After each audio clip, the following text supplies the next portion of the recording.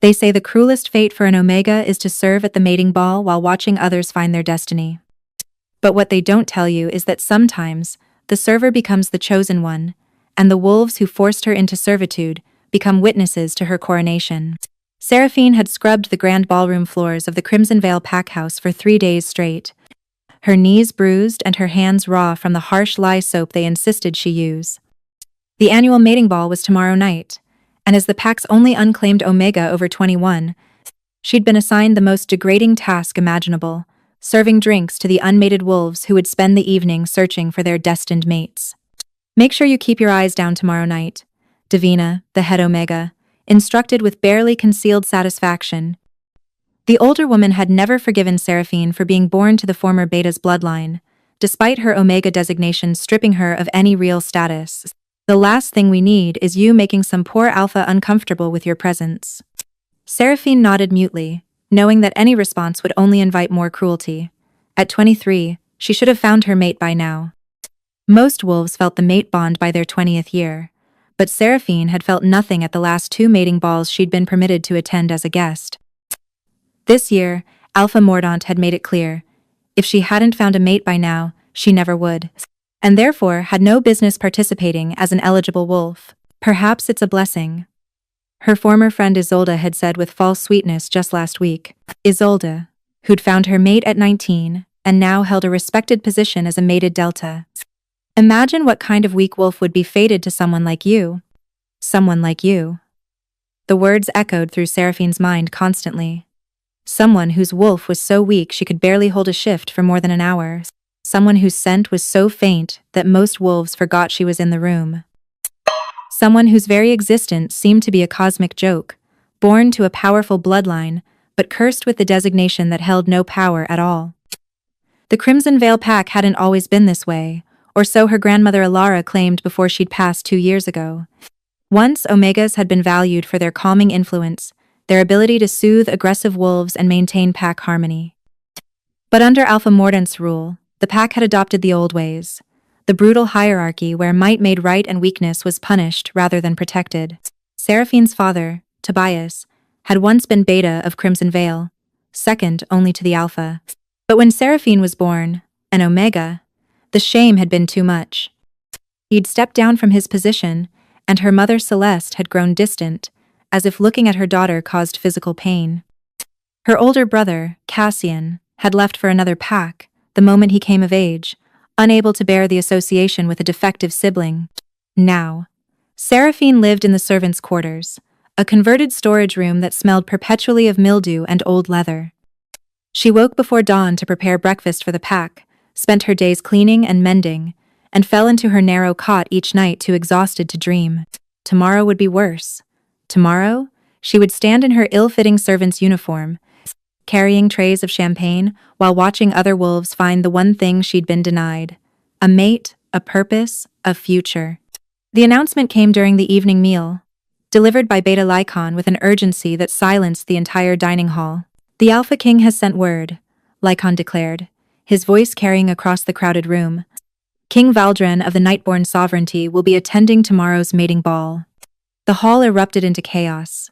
Wolves jumped to their feet, voices rising in excited speculation. The Alpha King hadn't attended a regional mating ball in over 5 years. Not since he'd ascended to power at the unprecedented age of 24 and united the fractured northern packs under one banner. Seraphine, serving soup at the lower tables, felt her stomach drop.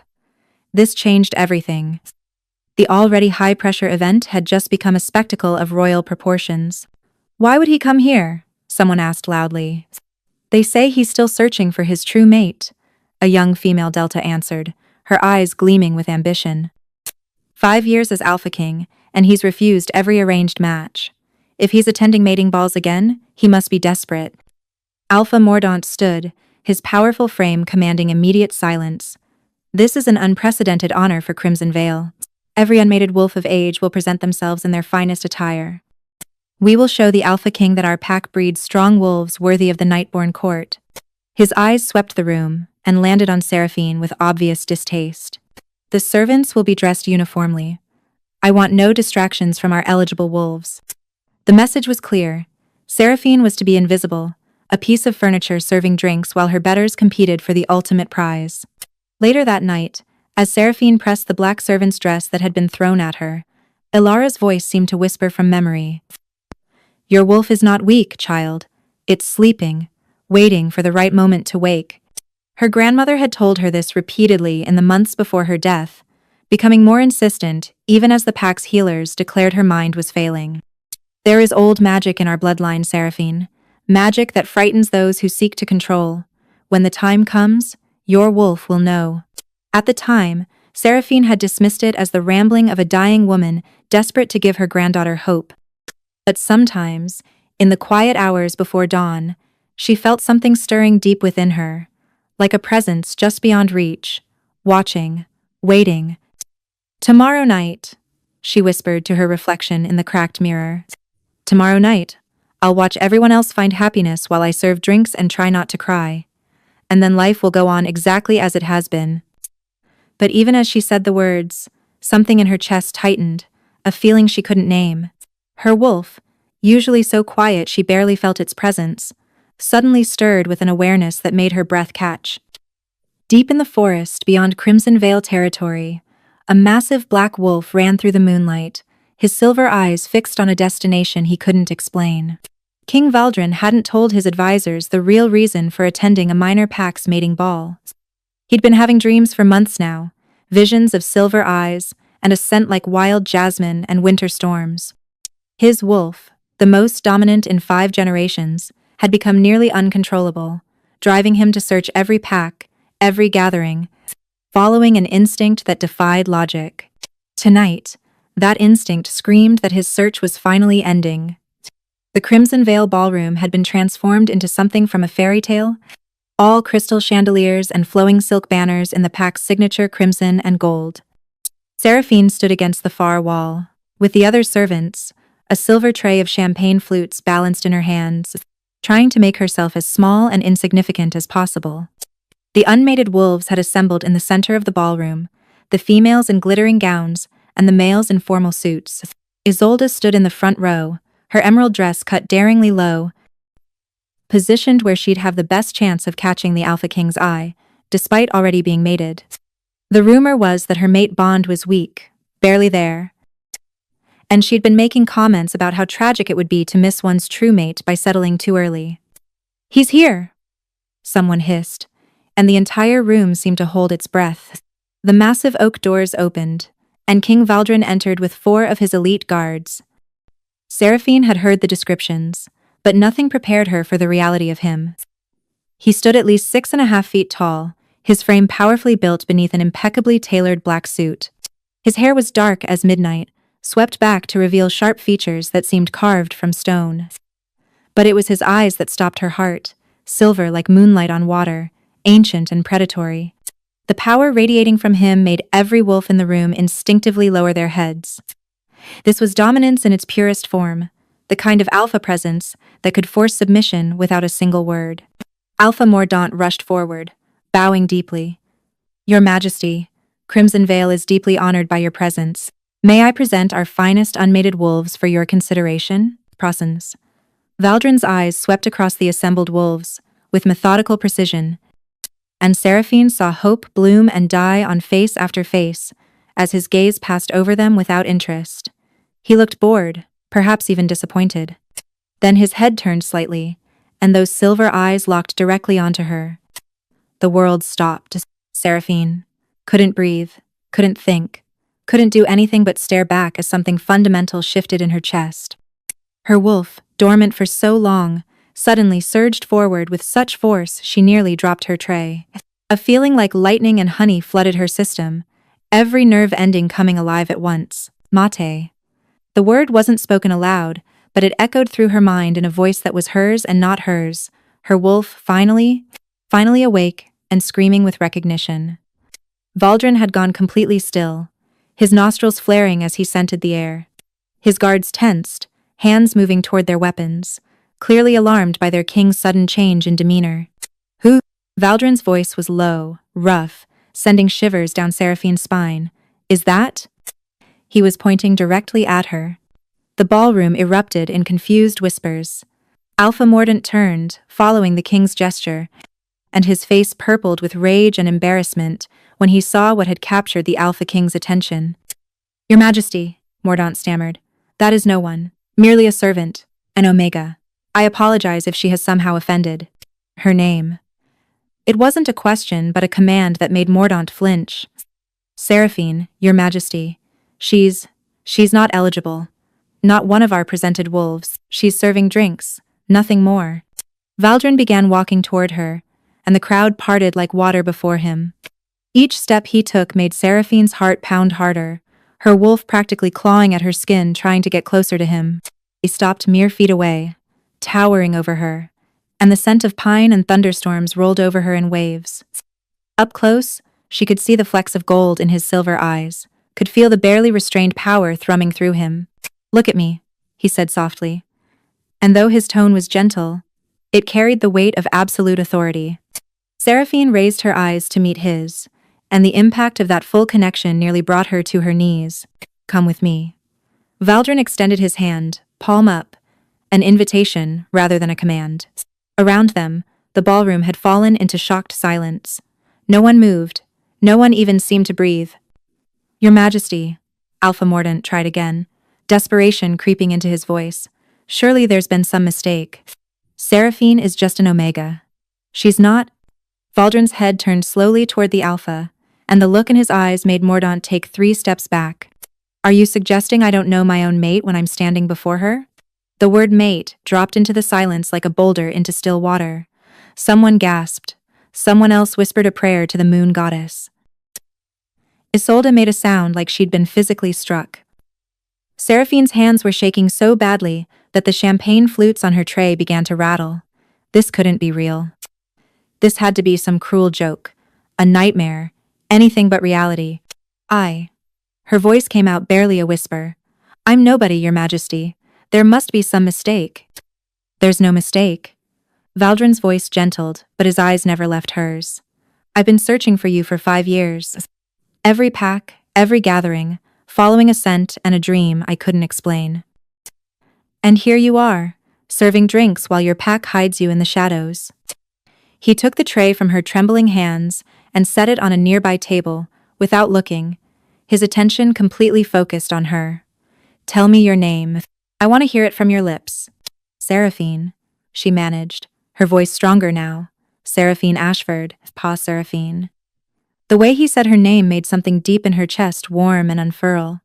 I am Valdrin Blackthorn, Alpha, King of the Nightborn Sovereignty, and you are my true mate. He spoke loud enough for everyone to hear, making it a public declaration that couldn't be taken back. Will you walk with me? There are things we need to discuss privately. It wasn't really a question, but he phrased it as one, giving her the illusion of choice. Seraphine glanced around the ballroom at the faces she'd known all her life. Her father stood near the back, his expression unreadable. Her mother had a hand pressed to her mouth, eyes wide with shock. Isolde looked like she wanted to shift and attack on the spot. Yes, Seraphine heard herself say. Yes, I'll walk with you. Valdrin offered his arm, and when Seraphine placed her hand in the crook of his elbow, a spark of electricity jumped between them. His wolf was right there. She could feel it. Powerful and dominant, yet somehow gentle as it reached out to brush against her own newly wakened wolf. Her wolf responded with a joy so pure, it brought tears to Seraphine's eyes. They walked out of the ballroom together, leaving chaos in their wake. Valdrin's guards followed at a discreet distance as he led her through the packhouse corridors to Alpha Mordaunt's private study, clearly having been briefed on the layout beforehand. Once inside, with the door closed behind them, Valdrin finally released her arm and stepped back, giving her space. Breathe, he said gently. You look like you're about to pass out. Seraphine realized she'd been holding her breath and let it out in a rush. I don't understand. How can I be your mate? I'm just an Omega. My wolf is weak, barely there. You're the Alpha King. This doesn't make sense. Your wolf isn't weak. Valdrin moved to the window, looking out at the moonlit forest. It's suppressed. I can feel it even now, fighting against something that's holding it back. He turned back to her, his silver eyes intense. Tell me about your family. Your bloodline. My father was Beta before I was born. My mother is from a minor alpha line. When I presented as Omega, it was considered a disgrace. They say there hasn't been an Omega in my father's line for 5 generations. And your grandmother? Seraphine blinked, surprised by the specific question. Elara? She died 2 years ago. Why? Before she died, did she ever tell you anything unusual? About your wolf? Your heritage? Anything that seemed strange? The memories came flooding back. She used to say my wolf was sleeping, not weak, that there was old magic in our bloodline. The healers thought she was losing her mind, but she became almost desperate about it toward the end, making me promise I'd remember. Seraphine wrapped her arms around herself. What does this have to do with anything? Valdrin crossed the room to her in 3 long strides, stopping just close enough that she had to tilt her head back to maintain eye contact. May I? He raised his hand slowly toward her face. Seraphine nodded, not trusting her voice. His fingers brushed her cheek, and the moment they made contact, something exploded through her system. Not pain, but an overwhelming rush of sensation, as if every cell in her body had suddenly woken from a deep sleep. Her wolf surged forward with unprecedented strength, no longer the weak, barely there presence she'd known all her life, but something powerful and wild. Valdrin's eyes widened in shock, his hand still against her cheek. By the goddess, he breathed. You're not just my mate, you're something much more rare. The ballroom doors burst open as Valdrin led Seraphine back inside, his hand firmly clasped around hers. The mating ball had descended into barely controlled chaos in their absence, with wolves clustered in groups whispering frantically, shooting glances at the doors every few seconds. When the Alpha King appeared with the Omega servant, silence fell like an executioner's blade. Valdrin didn't release her hand as he addressed the room, his voice carrying the weight of absolute authority. I came to Crimson Vale following an instinct I couldn't explain. My wolf has been nearly uncontrollable for months, driving me to search every pack in the Northern Territories. His silver eyes swept across the assembled wolves. Now I know why. My true mate was here, hidden in plain sight, forced to serve while the rest of you competed for a bond that was never yours to claim. Alpha Mordaunt stepped forward, his face a mixture of shock and calculation. Your Majesty, this is unprecedented. Surely we can discuss this privately. Arrange a proper ABT. Arrange a proper arrange discuss. B. Ba. Ba. Ba. Ba. Ba. Ba. Ba. Ba. Ba. There's nothing to discuss. Valdrin's tone could have frozen fire. Seraphine is my mate. That makes her your future queen. And from what I've observed, the way this pack has treated her is nothing short of criminal. Murmurs erupted throughout the room. Seraphine felt dozens of eyes on her, some shocked, some envious, others openly hostile. She wanted to disappear, to wake up from this impossible dream, but Valdrin's hand in hers kept her grounded. She's an Omega, someone called out from the crowd. Her wolf is weak. How can she possibly be queen? Valdrin's expression turned dangerous. Her wolf is not weak. It's been suppressed by old magic, likely placed on her bloodline generations ago. The question is why? He turned to face the crowd fully. Who here benefits from keeping powerful wolves suppressed? Who profits when those with dormant abilities never wake to their potential? The implication hung in the air like smoke. Old magic meant old families, old agreements, old crimes buried so deep that no one remembered the original sin. Seraphine's father, Tobias, pushed through the crowd. He looked older than Seraphine remembered, his face lined with years of stress and shame. Your Majesty, I swear I knew nothing of any suppression. When Seraphine presented as Omega, we accepted the moon goddess's designation. I stepped down as Beta because I felt I'd failed somehow, that my weakness had been passed to my daughter. You stepped down, Valdrin said coldly. Or were you forced to step down? Tell me, Tobias Ashford, what happened to your mother Elara in the years before she died? Who declared her mind failing? Who isolated her from the pack? Tobias's face went pale, the healers said. They said she was developing dementia, that her claims about old magic and sleeping wolves were delusions, convenient delusions. Valdrin's grip on Seraphine's hand tightened protectively, caping delusions, that kept anyone from investigating whether there was truth to her words. Beta Lycaon stepped forward, his expression carefully neutral. Your Majesty, these are serious accusations. If there was a suppression curse placed on the Ashford line, it would require investigation, proper channels. The proper channel is standing right here. Valdrin pulled Seraphine forward gently. My mate bond broke through the suppression the moment I touched her. Whatever magic was binding, her wolf recognized true mate bonds as the exception. He addressed the room again. Seraphine will be coming with me to Nightborn territory tonight. Any who wish to challenge my claim may do so now. No one moved. Challenging an Alpha King's mate claim was essentially suicide, and everyone knew it. Isolde's voice rang out, sharp with barely contained rage. This is absurd. She's served us drinks for years. She's cleaned our floors, washed our clothes. How can someone like that suddenly become our queen? Someone like that, Valdrin repeated, his voice dropping to a lethal softness, has survived years of abuse and degradation without breaking. She's shown more strength than any warrior I've commanded. His eyes found Isolde in the crowd. Tell me, what have you survived besides your own mediocrity? Isolde's face flushed crimson, but she had no response. Valdrin turned to Alpha Mordant. I'll be leaving within the hour. Seraphine will gather her belongings, whatever little she's been allowed to have. I expect no interference. Of course, Your Majesty. Mordant bowed deeply, but Seraphine could see the fury and humiliation burning in his eyes. The Crimson Veil Pack wishes you both every happiness. Thank you have... The words were pretty, but everyone could hear the poison beneath them. As Valdrin led Seraphine from the ballroom, she heard the explosion of voices behind them, wolves erupting into frantic discussion the moment they were out of sight. Her life had just changed completely, irrevocably, in the space of an hour. I don't have much to pack, she said quietly as they climbed the stairs toward the servants' quarters. Just some clothes and a few things of my grandmother's. Then, we'll be quick. Valdrin paused at the base of the narrow stairs leading to her room, looking up at the cramped, dark corridor with barely concealed disgust. You've been living here?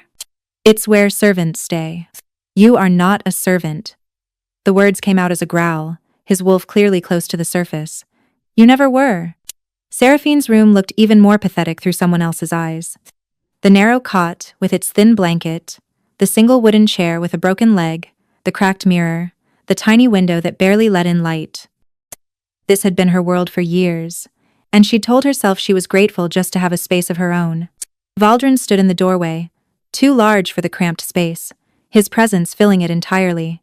His hands were clenched at his sides, and she could feel his rage through the mate bond that was growing stronger by the minute. This is unacceptable, he said quietly, which was somehow more frightening than if he'd shouted. I should burn this entire pack house to the ground.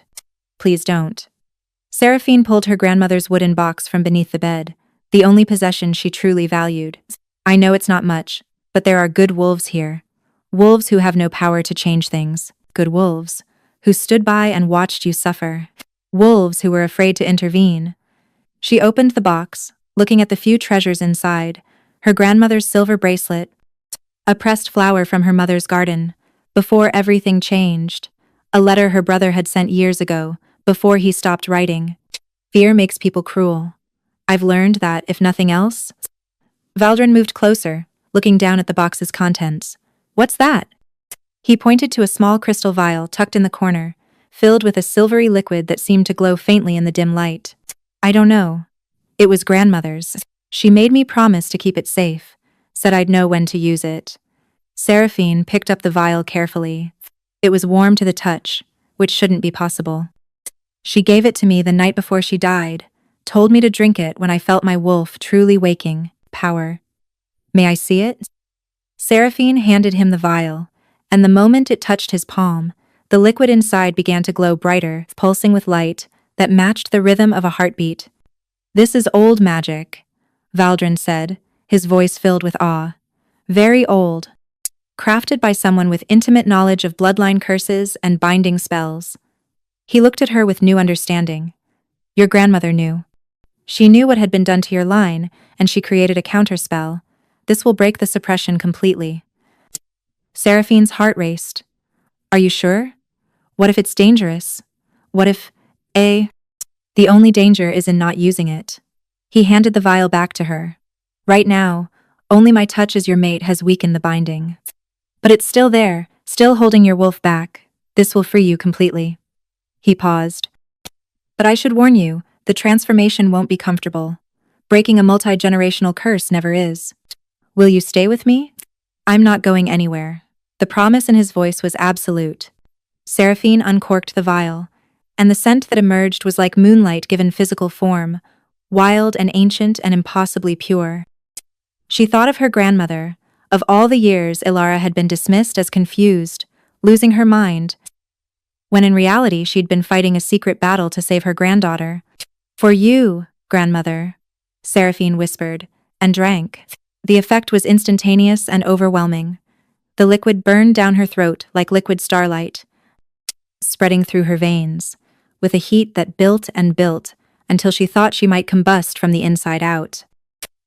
She felt the binding break with an almost audible snap, and her wolf, her real wolf, surged forward with a force that drove her to her knees. Valdrin was beside her immediately, his hands on her shoulders, anchoring her. Let it happen, don't fight it. The transformation hit like an avalanche. Seraphine's bones cracked and reformed, her skin splitting to make way for fur. But unlike every previous shift that had been painful and incomplete, this one felt right. Her wolf poured into being with a joy so pure, it manifested as a howl that shattered the small window and echoed through the entire pack house. When the transformation completed, Seraphine stood on 4 legs and looked down at herself in shock.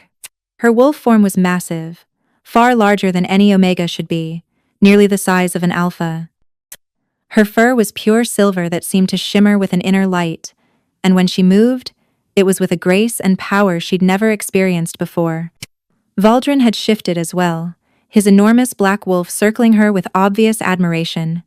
Through the mate bond, she felt his wolf's reaction. Pride, possessiveness, and something that felt like relief, so profound it brought tears to her wolf's eyes. Beautiful. His voice echoed in her mind through the mate bond. Perfect. This is what you were always meant to be.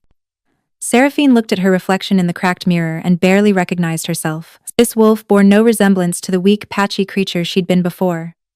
This was a wolf of power, of nobility, of strength.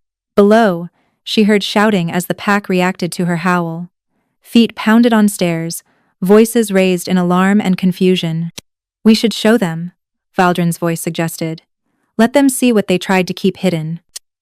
Together, they shifted back. Seraphine stood before him, no longer hunched and trying to be small, but straight and tall. Prosody.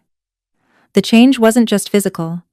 Something fundamental had shifted in how she carried herself, how she existed in space.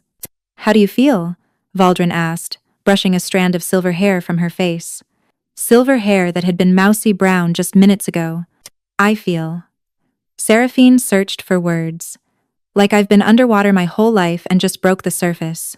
Like I can finally breathe. The door burst open, and Alpha Mordant stood there with a dozen pack members behind him, weapons drawn. They'd clearly expected some kind of attack, but they froze at the sight of Seraphine, their faces registering shock and something that looked like fear. What is she? Someone whispered. Valdrin smiled, sharp and dangerous.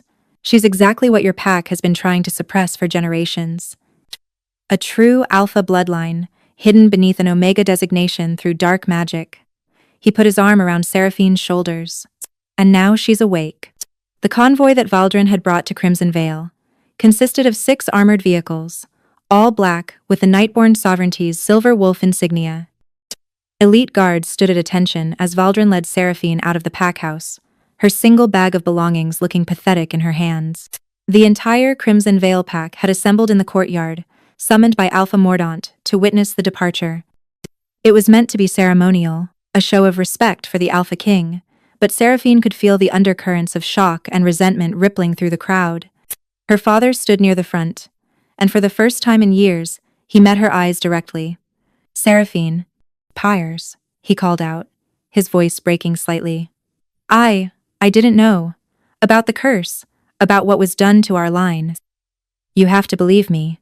Seraphine paused, studying the man who'd once carried her on his shoulders and called her his little moon. The man who'd later avoided looking at her, as if her very existence caused him pain. Maybe you didn't know, she said quietly, but you also didn't question process. When grandmother tried to tell you something was wrong, you believed the healers who called her mad. When I suffered, you looked away. Not knowing isn't the same as being innocent. Tobias flinched as if she'd struck him. I'm sorry. I know it's not enough, but I am truly sorry. I know. And strangely, she did. She could feel through her newly awakened senses that his regret was genuine, even if it came too late to matter. Goodbye, father. Her mother remained at the back of the crowd, her face carefully blank. They hadn't spoken since the ballroom revelation, and Celeste clearly had no intention of changing that now. Some wounds were too deep to heal. Isolde pushed through the crowd, her face twisted with bitterness. You think you've won something, but you're still the same weak Omega who scrubbed our floors. A pretty collar doesn't make you a queen. Before Seraphine could respond, Valdrin moved with speed that blurred, his hand wrapping around Isolde's throat and lifting her onto her toes. You will address your future queen with respect, he said softly, or you will lose your tongue. Choose. Quote, I'm sorry. Isolde gasped out, terror replacing her bravado. I'm sorry, Your Majesty. Valdrin released her with obvious disgust, and she crumpled to the ground, coughing. He turned to address the crowd. Seraphine is my mate, and will be queen of the Nightborn sovereignty. Any who insult her, insult me. Any who threaten her, threaten me. And I promise you, I am not nearly as forgiving as she is. He opened the door of the lead vehicle for Seraphine, and she climbed in, leaving behind the only home she'd ever known. As the convoy pulled away, she watched Crimson Veil disappear in the rearview mirror and felt no sadness, only relief. The journey to Nightborn territory took 6 hours through increasingly wild landscape. Valdrin sat beside her, occasionally pointing out landmarks, but mostly just letting her process in silence. An older woman rode in the back seat, her keen eyes assessing Seraphine with interest. This is Mirella, Valdrin introduced. She's been my grandmother's closest friend for 50 years and knows more about bloodline curses than anyone alive. She'll be working with you. Working with me? Seraphine asked. Your wolf is awake now, but you have 23 years of missed training to make up for, Mirella said, her voice surprisingly gentle. You'll need to learn to shift properly, to fight, to command.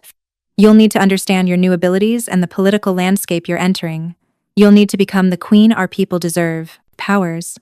The weight of it all threatened to crush her. What if I can't? What if I'm not strong enough? You survived years of abuse and degradation without losing your kindness, Mirella replied. You kept hope when you had every reason to give up. That kind of strength can't be taught, Seraphine. Everything else, we can handle. They arrived at Nightborn territory as the sun was setting, and Seraphine's breath caught at the sight. Unlike Crimson Veil's rustic pack house, the Nightborn sovereignty was a fortress city carved into a mountainside. Stone towers rose toward the sky, connected by bridges that seemed to defy gravity. Thousands of wolves lived here. She could sense them, a thrumming mass of life and power that made her newly awakened wolf perk up with interest. Welcome home, Valdrin said softly. Home. The word felt foreign and precious all at once.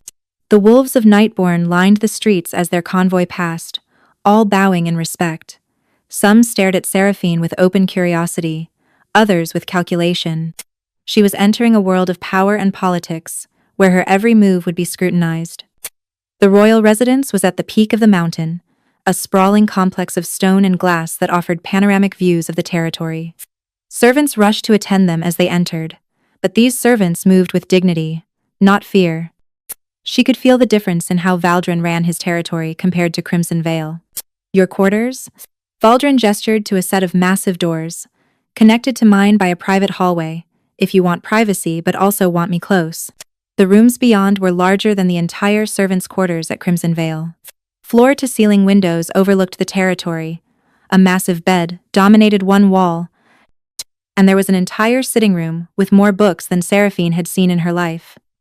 This is too much, she whispered. This is what you deserve. Valdrin turned her to face him, his hands gentle on her shoulders.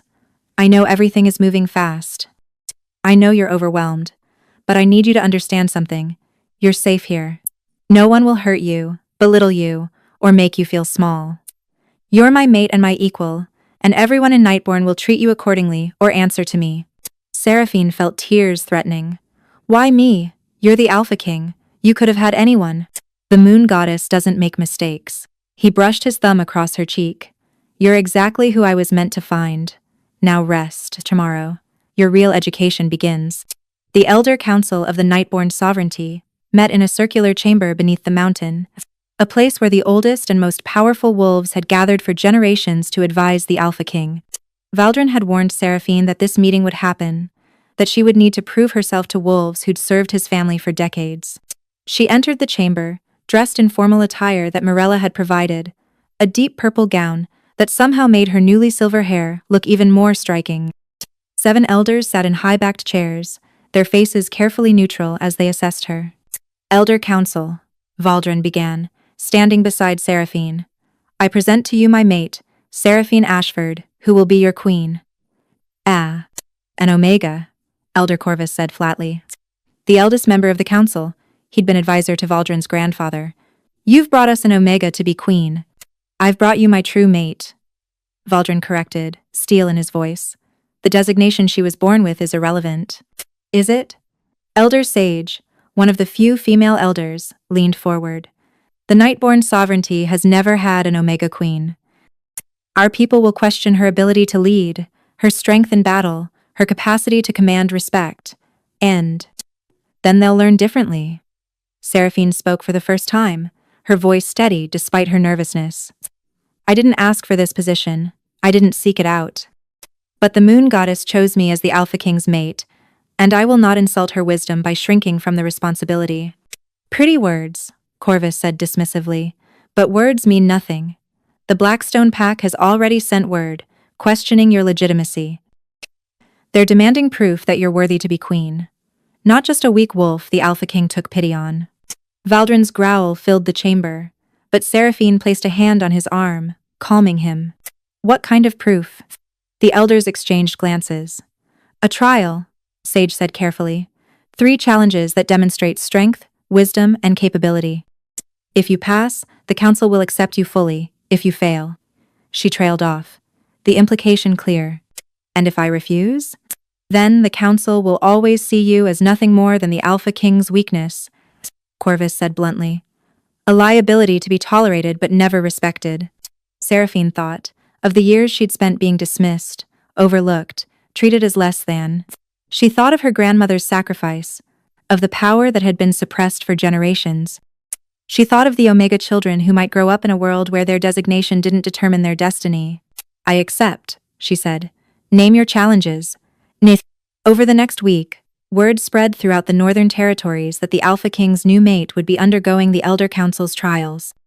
Delegations from allied packs began arriving, some genuinely curious, others hoping to witness her failure. Among them was a group from the Silvermist Pack, and when Seraphine saw who led them, her heart nearly stopped.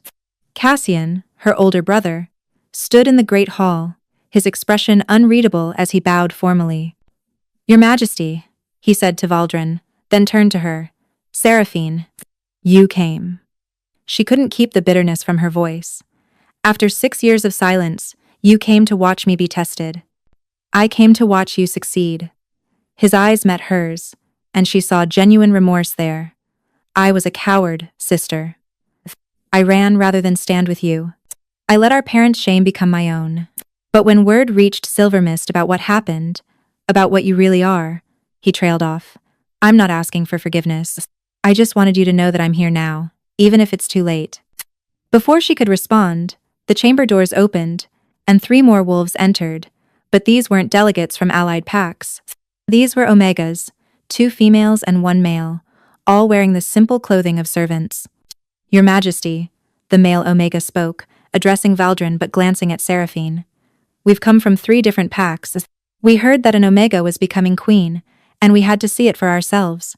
We had to know if it's really possible. The hope in their eyes broke something in Seraphine's chest and rebuilt it stronger. She stepped forward, ignoring protocol. What are your names? I'm Finn, the male said.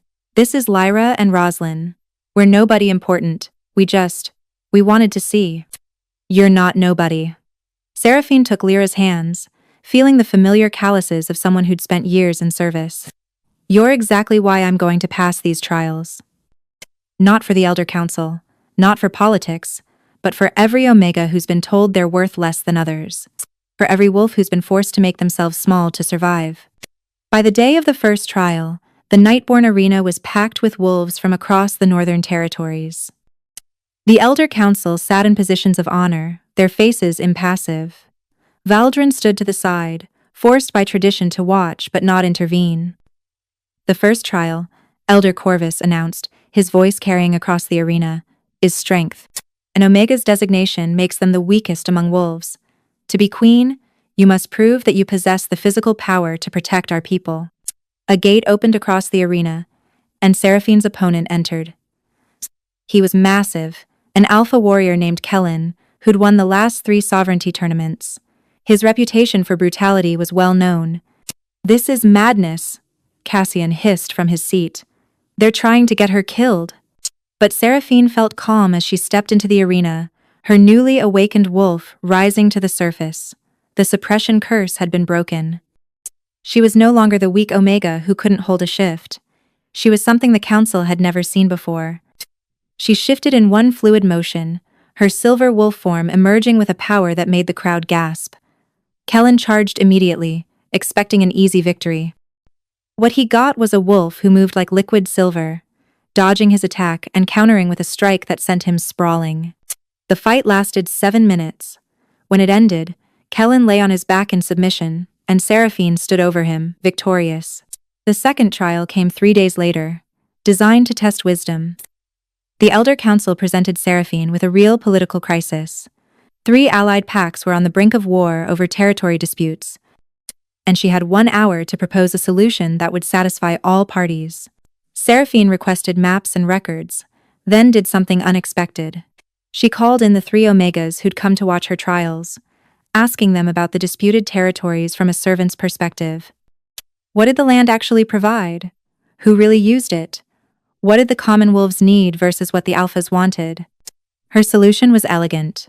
Divide the territory not by pack boundaries, but by resource type, creating a shared management system where each pack specialized in what they did best and traded freely. It required cooperation instead of conquest, mutual benefit instead of dominance. The Elder Council voted unanimously to accept her solution, and more importantly, the 3 disputing alphas agreed to implement it. She thinks like an Omega, Elder Sage observed to Valdrin privately. She sees the web of connections, the interdependencies. She sees the value in cooperation, where we see only competition. She thinks like a queen, Valdrin corrected. But the third trial would prove the most challenging. The test of capability required Seraphine to do something that no Omega had ever done. Lead a patrol of alpha warriors on a real mission into disputed territory where rogue wolves had been spotted. The warriors assigned to her, all battle-hardened alphas, made their skepticism clear from the start. Their leader, a scarred veteran named Dax, looked at Seraphine with barely concealed contempt as they assembled for the mission. With all due respect, Your Majesty, Dax said, managing to make the title sound like an insult, Omegas don't lead combat missions. They stay home where it's safe. Then it's a good thing I'm not just an Omega anymore, Seraphine replied evenly. And you'll show respect, not because I demand it, but because I'll earn it. Now brief me on the situation. The rogue wolves had been raiding small settlements along the border, hitting fast and disappearing before patrols could respond. Traditional alpha tactics had failed because they were too predictable, too focused on direct confrontation. Seraphine studied the pattern of attacks and saw something others had missed. They're not random raids. They're testing our defenses, looking for weaknesses, processes. They're going to hit the Riverside settlement next, but not tonight. Tomorrow night, when we've all been waiting so long, we're complacent. That's speculation, Dax argued. It's pattern recognition, something Omegas excel at because we spend our lives reading situations to stay safe. She began marking the map. We set a trap. Make it look like Riverside is vulnerable, but have 2 teams in position to flank them when they attack. The warriors exchanged doubtful glances, but orders were orders. They moved into position, waiting through a tense day, and into the evening. Some of the alphas grumbled that they were wasting time following an Omega's hunch.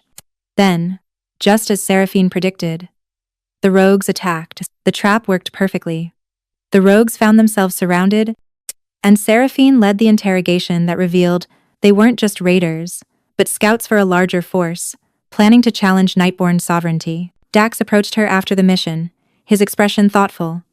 "I was wrong about you," he said simply. "You'll make a good queen." But the intelligence they'd gathered from the rogues was troubling. A wolf named Thaddeus, former alpha of a pack that Valdrin had absorbed years ago, was building an army. He'd been spreading rumors that the Alpha King had been weakened by choosing an Omega mate, that Nightborn sovereignty was vulnerable. "He's going to challenge you," Mirella said during the war council that followed. "He'll invoke the ancient right, demand a formal challenge for leadership." "Let him come," Valdrin growled. "I'll destroy him." "No," Seraphine spoke up, and all eyes turned to her. "He's not really challenging you, he's challenging me. His entire strategy is based on the belief that I'm your weakness. We need to prove him wrong." Over the following weeks, Seraphine did something unprecedented. She began training with both the warriors and the Omegas. She taught the warriors pattern recognition and strategic thinking beyond brute force. She taught the Omegas self-defense and confidence. Finn, Lyra, and Roslyn had stayed in Nightborn territory, and they became her closest students. Under her guidance, they began to transform, standing taller, speaking up, discovering that their designation didn't define their worth. "You're building an army," Cassian observed, watching a training session where Omegas and Alphas worked together for the first time. "I'm building a community," Seraphine corrected. "An army divides the strong from the weak. A community recognizes that everyone has value." Word spread throughout the northern territories of the changes in Nightborn. Omegas began arriving from other packs, seeking sanctuary and training. Some alphas complained about the disruption to traditional hierarchies. Others saw the strength in Seraphine's approach and began implementing similar changes in their own packs. When Thaddeus finally arrived with his army of 200 rogue wolves, demanding a challenge, he found himself facing something he hadn't anticipated. A united Nightborn where every wolf, regardless of designation, stood ready to defend their territory and their queen. Thaddeus made his challenge formal in the traditional way, appearing at the boundary of Nightborn territory, with his army visible behind him, a show of force meant to intimidate. He was a massive wolf in his human form, scarred from countless battles, his eyes hard with ambition and resentment. "Valdrin Blackthorn," he called out, his voice carrying across the valley. "I challenge your right to lead. You've grown weak, choosing an Omega as mate, allowing soft policies to infect your territory. The northern packs need strong leadership, not this mockery of tradition." Valdrin stood at the edge of his territory, Seraphine beside him, their combined guards arrayed behind them. "You challenge me based on old grievances and wounded pride, Thaddeus. Your pack was absorbed, because you were leading your wolves to starvation through incompetence." "My pack was stolen!" Thaddeus roared. "And now you parade around with your Omega Queen, pretending she's your equal. Everyone knows she's just a warm body in your bed, a pretty collar to show off." The insult hung in the air. Valdrin moved to step forward, but Seraphine put a hand on his arm, stopping him. "I'll fight him," she said quietly.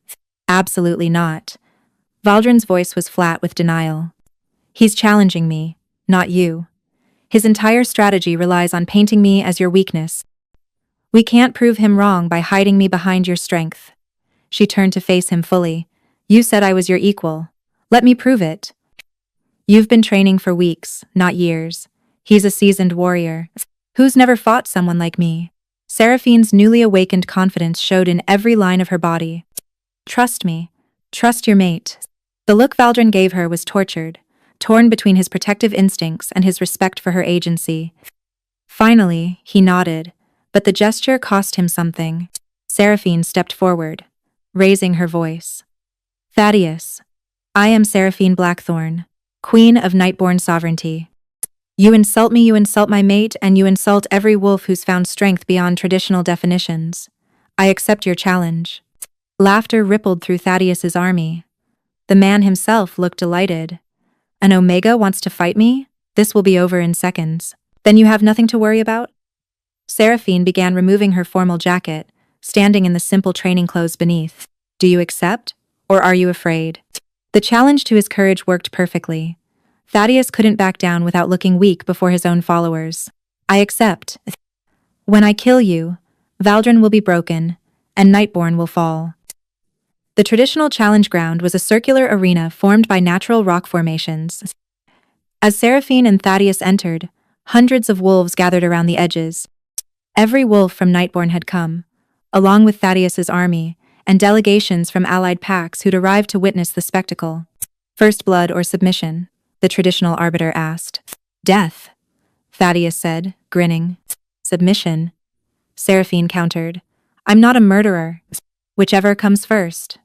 Then, the arbiter decided. The fight began with Thaddeus, shifting immediately into his wolf form, a massive brown beast built for power. He charged with the confidence of someone who'd never lost a challenge, expecting to crush this Omega in seconds. Seraphine shifted too, her silver wolf form emerging with fluid grace. But instead of meeting his charge head-on, she moved like water, flowing around his attack and scoring a slash across his flank as she passed. Thaddeus spun, surprised by her speed.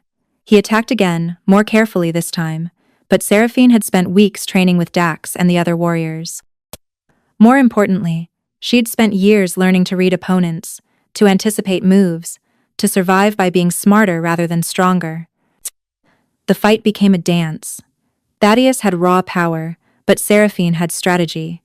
Every time he thought he had her cornered, she found a way out. Every time he committed to an attack, she made him pay for the opening it created. She's toying with him, Cassian breathed from the sidelines, watching in awe. She's teaching him, Valdrin corrected, pride evident in his voice. Watch. Indeed, as the fight continued, Seraphine began to demonstrate techniques to the watching crowd. She showed how leverage could overcome strength, how reading body language could predict attacks, how endurance could outlast power. Thaddeus was tiring, his attacks becoming sloppier. The confidence in his eyes had turned to frustration, then to fear as he realized he was losing to an Omega in front of everyone. Finally, Seraphine saw her opening. She feinted left, and when Thaddeus committed to blocking, she went right, getting behind him and locking her jaws on the back of his neck, the traditional submission hold. She could have crushed his spine, but she held the pressure at exactly the point where he couldn't escape, but wasn't seriously injured. Yield. She projected through the mind link that all wolves could hear during challenges. Thaddeus struggled for a moment, but her position was perfect. I yield, he finally gasped. Seraphine released him immediately, stepping back and shifting to human form. She stood over him as he shifted back as well, breathing hard, defeated. You challenged me because you thought Omega meant weak, Seraphine said, loud enough for everyone to hear. You thought my designation defined my capabilities, but strength comes in many forms, Thaddeus. Power isn't just about who can hit hardest. It's about who can think clearest, adapt fastest, and inspire others to follow. She extended her hand to help him up. He stared at it for a long moment, then took it, letting her pull him to his feet. Your army, Seraphine continued, turning to address his followers. You followed Thaddeus because you felt abandoned by the system, pushed aside, forgotten. I understand that feeling, but violence isn't the answer. Join us instead. Help us build something better than the old ways. Help us create a world where every wolf has value, regardless of designation. For a long moment, no one moved. Then, one by one, Thaddeus's soldiers began to kneel, not in submission to force, but in acceptance of her offer. Thaddeus himself knelt last. I was wrong, he said simply, about everything. The Elder Council, watching from their position of honor, exchanged glances. Elder Corvus rose to his feet, and silence fell over the arena. The trials are complete, he announced. Seraphine Blackthorn has demonstrated strength, wisdom, and capability beyond question. The Elder Council unanimously recognizes her as Queen of Nightborn sovereignty. 1. The cheers that erupted shook the mountain itself. 6 months had passed since Seraphine's coronation, and the Northern Territories had transformed in ways that would have been unimaginable a year ago. The Nightborn sovereignty had become a beacon. Wolves from across the continent traveling to see the Omega Queen who'd changed everything. Seraphine stood in the new training center she'd established, watching as Omegas and Alphas sparred together, learning from each other's strengths. Finn had become one of her best instructors, his gentle teaching style perfect for wolves learning to fight for the first time. Lyra ran the administrative offices with efficiency that put the old stewards to shame. Roslyn had discovered a talent for healing and was studying with the pack doctors. The Council of Allied Packs is requesting another meeting, Mirella said, approaching with a stack of correspondence. They want to discuss implementing your designation blind policies across all territories. Closed. Requesting, not demanding? Seraphine smiled. 6 months ago, they'd been demanding she prove herself. Now they were asking for her guidance. Times change.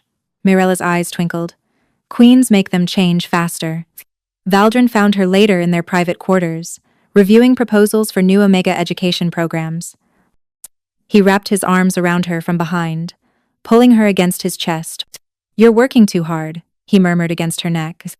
Says the Alpha King, who didn't sleep last night because he was reviewing Border Patrol reports. That's different. How? Because I'm used to it. He turned her to face him. You don't have to save everyone, Seraphine. I'm not trying to save everyone. I'm trying to give them the chance to save themselves. She touched his face gently. The way you gave me that chance. I didn't give you anything. I just saw what was already there. The mate bond between them had only grown stronger over the months. They'd completed the formal mating ceremony, the mark on her neck, a visible sign of their bond. But more than that, they'd built a partnership based on mutual respect and shared vision. A knock interrupted them. Cassian entered, now serving as one of Seraphine's personal advisors. He'd requested the transfer from Silver Mist Pack, determined to make up for his years of absence. The delegation from Crimson Vale has arrived, he announced. Seraphine exchanged a glance with Valdrin. This would be the first time she'd seen her former pack since leaving. Alpha Mordaunt had requested the meeting, claiming he wanted to discuss alliance terms, but everyone suspected there was more to it. The Crimson Vale delegation waited in the formal receiving room. Alpha Mordaunt looked older, diminished somehow. Beside him stood Seraphine's parents, both looking uncomfortable in the formal setting. Your Majesty, Mordaunt bowed deeply. Thank you for receiving us. Alpha Mordaunt. Seraphine's voice was cool but not hostile. What brings you to Nightborn? We've come to formally apologize. The word seemed to cost him something. For the years of mistreatment, for the injustice, for failing to see what you truly were. And, he hesitated, to request your guidance. Crimson Vale has suffered since you left. Wolves are leaving, seeking the opportunities you've created here. We're becoming a territory of the old ways, while the world changes around us. Tobias stepped forward. Seraphine, I don't expect forgiveness. I don't deserve it, but I want you to know that I've been investigating what happened to Mother, to our bloodline. There were documents hidden in the pack archives, evidence of a binding curse placed 3 generations ago. It was ordered by the Alpha Council at the time, carried out in secret. They feared our line was becoming too powerful. I know, Seraphine said quietly. I've been conducting my own investigation. The curse wasn't unique to my family. Dozens of powerful bloodlines were suppressed over the generations, all in the name of maintaining the traditional hierarchy. We'd like to make amends. Celeste spoke for the first time, her voice trembling. Not just for you, but for all the Omegas we failed. We've begun implementing changes in Crimson Vale, using your policies as a template. It's slow, but it's happening. Seraphine studied her parents, feeling the complex tangle of emotions through her newly heightened senses. Anger was there, yes, but also a strange kind of pity. They'd been victims of the same corrupt system, just in a different way. Quote, I'll send advisors to help with your transition, she said finally. Not for your sake, but for the Omegas still suffering in your territory. They deserve better, even if you don't. The relief on their faces was palpable. Thank you, Tobias whispered. After they left, Valdrin pulled her close. That was generous of you. It was strategic. One pack changing isn't enough. We need systemic change across all territories. She leaned into his embrace, quote, Besides, holding on to anger would only hurt me, not them. My wise queen, he murmured, and she heard the pride in his voice. 1 year after the mating ball that changed everything, Seraphine stood on the balcony of the Nightborn royal residence, watching the sun set over her territory. A year ago, she'd been serving drinks and trying to survive another day. Now, she was queen, mate to the Alpha King, an architect of a social revolution that was reshaping wolf society. Auntie Sarah! A small voice called out, and Seraphine turned to see 3 Omega pups running toward her, Finn and Lyra's children. They'd been born just 6 months ago, the first litter in Nightborn, where the parents openly celebrated having Omega pups, rather than treating it as a shameful secret. Quote, "What are you 3 doing up here?" Seraphine asked, catching the smallest one as she stumbled. "Mama said we could watch the moon rise with you," the pup said. "And Papa said you'd tell us the story." "What story?" "The one about the Omega who became queen." Seraphine laughed, settling onto the bench with the pups climbing into her lap. "That story again? Haven't you heard it enough?" "No," they chorused. Valdrin emerged from inside, carrying a tray with tea and cookies. "I think this is the 15th time this month," he said, but his smile was indulgent as he settled beside them. "Once upon a time," Seraphine began, "there was an Omega who everyone thought was weak and worthless.